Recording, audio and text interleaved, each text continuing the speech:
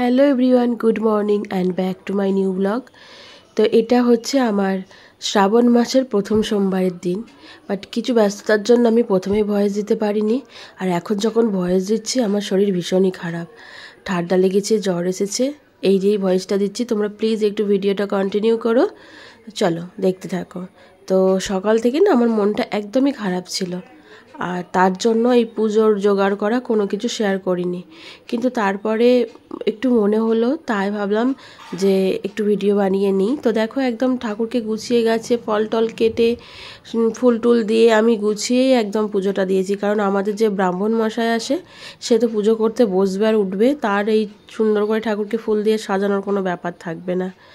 তো তার জন্যই আমি একদম ঠাকুরকে স্নান টান করিয়ে দই দিয়ে স্নান করিয়ে দিয়েছিলাম।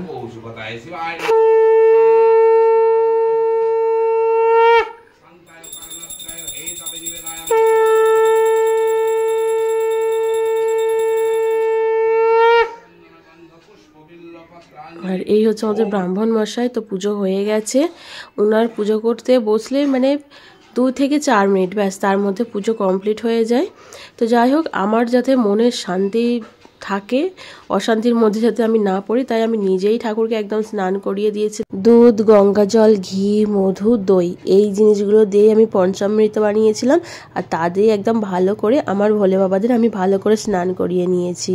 তো দেখো স্নান টান করিয়ে একদম চকচকে হয়ে গেছে। আর তারপরে চন্দন দিয়ে টিপ পরিয়ে দিয়েছিলাম।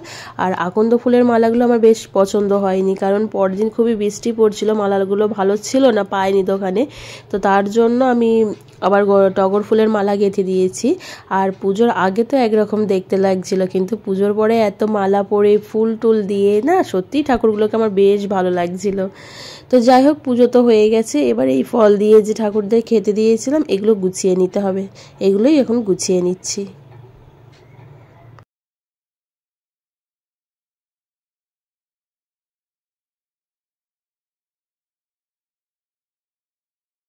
এই যে আমি ওদিকে পুজোর ঘরে ব্যস্ত ছিলাম, আর মা এখানে রান্না করছে। কারণ আমি মাকে বলেছিলাম যে দুজন একই জায়গায় থেকে কোনো লাভ নেই, আমি ওদিকটা করি তুমি এদিকটা করো, তাহলে তাড়াতাড়ি গুছিয়ে যাবে। কারণ একই সাথে আর কি এমন কাজ যে দুজনকেই করতে হবে। তো যাই হোক, এই দেখো সকাল থেকে এখন তোমাদের একটু দর্শন দিয়েছি। পুজো হয়ে গেছে, সমস্ত কিছু গুছিয়ে টুচিয়ে নিয়েছি। আর এই তারপরে এখন একটু বাটি করে প্রসাদ নিয়েছি, প্রসাদটা খাবো। আজকে সারাদিনই, আজকে মানে সোমবার দিন সারাদিনই আমি ফল খেয়েছিলাম, কোনো অন্ন গ্রহণ করিনি। আর ফল মানে সারাদিনে মানে এই সকালে একটু প্রসাদ খেয়েছিলাম গুছিয়ে টুচিয়ে নিয়ে 11:30 12টার দিকে। আর তারপরে দুপুরবেলায় একটু সাবু মাখা খেয়েছিলাম, ব্যাস খাবারের মধ্যে এই ছিল, আর অন্য কিছু খাইনি আমি সারাদিন। তো যাই হোক, এখন একটু প্রসাদটা খেয়ে নিলাম। আর তারপরেই দেখি আকাশে প্রচণ্ড মেঘ করেছে আর বৃষ্টি হচ্ছে। তো অনেকক্ষণ ধরেই বৃষ্টি হয়েছে।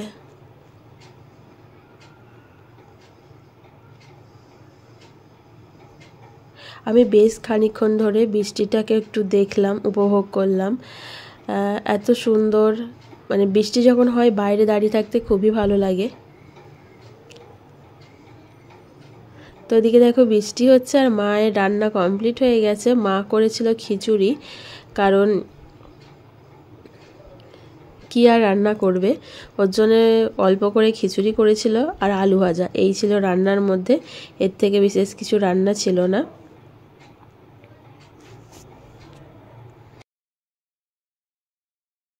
আর এরপরে আমার সাবু মাখাটা দেখাচ্ছি। তো সাবুতে অনেকক্ষণ ধরে ভিজিয়ে রেখেছিলাম, আর তারপর এটা ভালো করে ধুয়ে নিয়েছি। আর ধুয়ে নেওয়ার পর বিভিন্ন রকম ফল আর সন্দেশ দিয়ে এটা মেখেছি।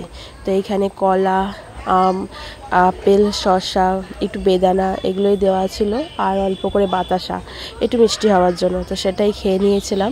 আর খাওয়ার পর আমি এখন রেডি হয়েছি, কারণ আমাকে একটু বার হতে হবে, কিনা বাইরে কাজ আছে, তার জন্য।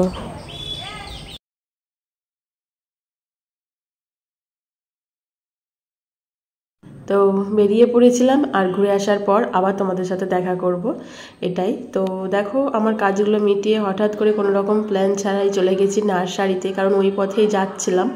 আর যেতে যেতে দেখলাম যে এত সুন্দর নার্সারি, তো কিছু গাছ নিয়ে নেওয়া যাক।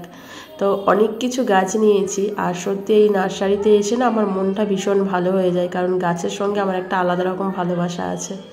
তো যাই হোক বাড়িতে এসে গেছি, আর বাড়িতে এসে আমার গাড়ির অবস্থা ভীষণই খারাপ ছিল।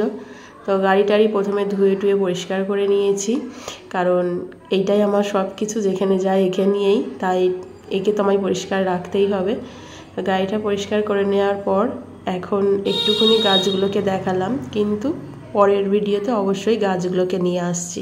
চলো টাটা, সবাই ভালো থেকো, সুস্থ থেকো।